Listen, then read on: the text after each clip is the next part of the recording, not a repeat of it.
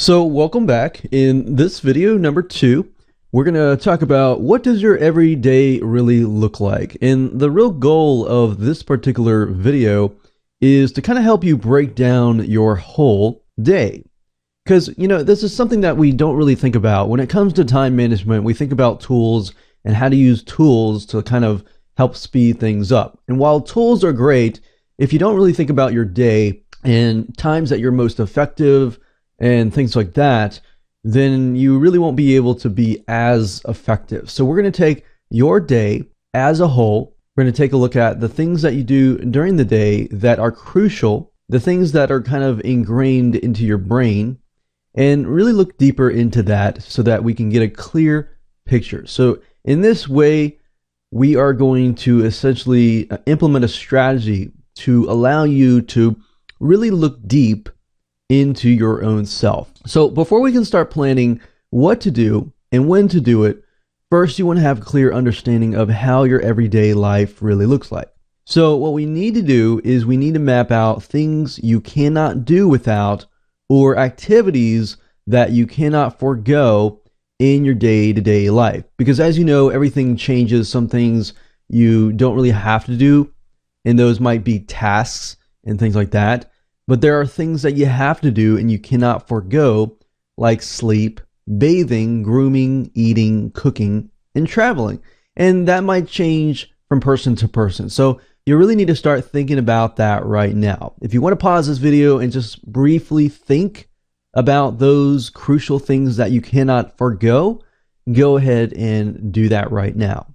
Okay, so compromising your necessities can only lead to less productivity. So you don't want to do like less sleep, less bathing, less eating, and less grooming. If you compromise those crucial necessities, you'll actually be less productive and you'll be less happy subconsciously. So we don't want to mess with them, basically. So basically, if you're deprived of sleep, then you're not going to be as effective. And your brain, as we try to implement these strategies, when we want you to have more of an agile mind, for example, you will not be able to get there. So let's break it up here. And what we want to do is we want to add timestamps and durations to all those activities. Even though maybe one day you sleep maybe 7 hours and then the other day you sleep 8 hours, what I want you to do is kind of take an average of those times, because we never have something that's super consistent. What we want to do though is take the average and try to find like a happy medium of how much time you actually spend.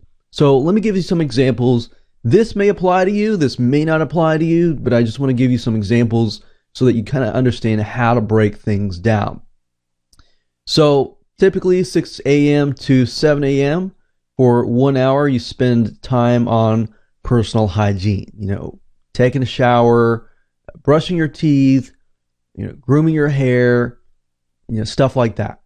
So think about that.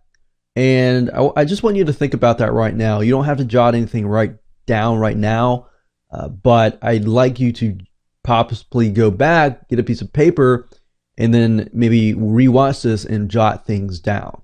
So essentially, most of us wake up, take a shower, or if you don't take a shower, we do some form of personal hygiene. Then what we do is from maybe 7 a.m. to 7:30 a.m. because we're getting ready either for work or getting the kids ready for school, or if you don't have kids, you're just getting ready for work and so forth, or even business. 7 a.m. to 7:30 a.m. we got a really small frame of time to eat. Maybe you don't go to work until 9 o'clock and you maybe have an hour. That's fine. Just make sure that you jot everything down.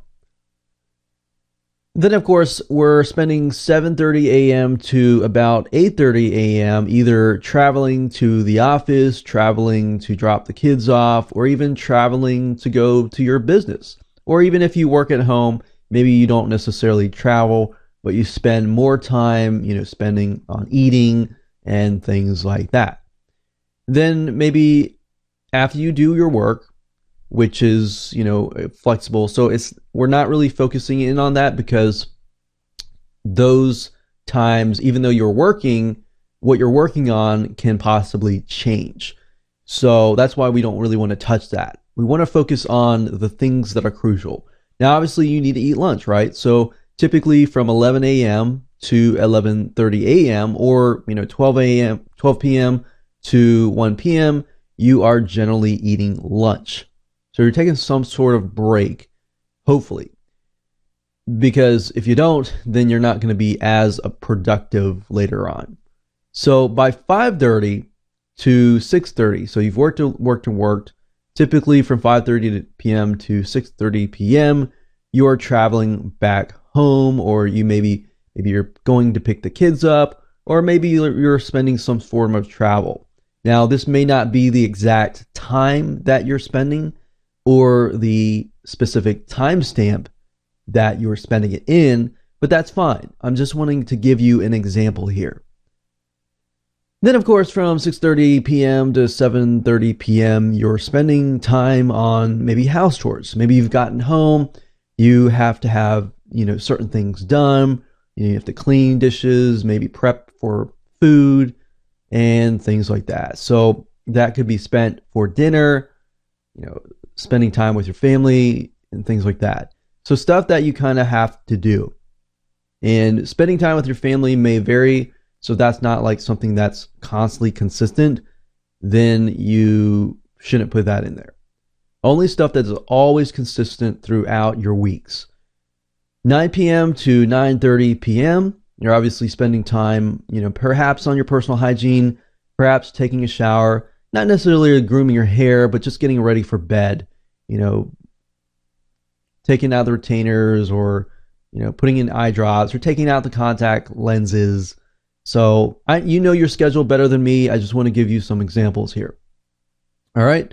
So at that point, you need to sleep, obviously. So for example, from 10 p.m. to 6 a.m., or maybe you work at home, so that might be flipped.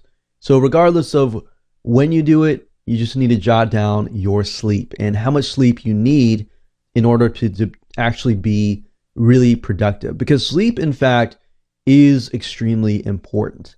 If you don't get enough sleep, you're not going to be as productive. Your brain is going to be a lot slower, not as agile. And as when it comes to memorizing things, it's just not going to be there. So if we add up all those activities specifically that I talked about earlier, those you cannot do without, generally speaking, it's about 13.5 hours of your daily life.